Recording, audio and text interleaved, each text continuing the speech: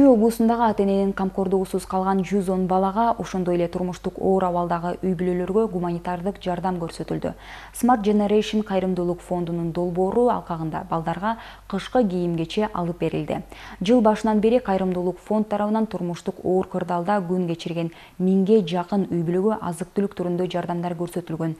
Акция ноябрь айында да уланат. Анда Чүй облусу боюнча 200 үй бүлөгө 1 тоннадан көмүр таратылат.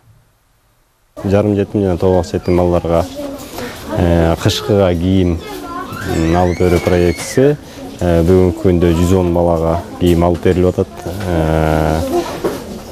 Бул Smart Generation кайрымдуулук фонду кийим жайкы, жазкы, мектепке даярдык ушундай кылып проектлерин өткөзүп турат. Муну менен чектелбестен жакын арада кайрымдуулук фонд тарабынан жакыр жашаган үй бүлөлөргө кышкыга көмүр таратуу проектиси башталат. Ушул жердеги балдарга ай сайын пособие да каралган, пособие берилип турат.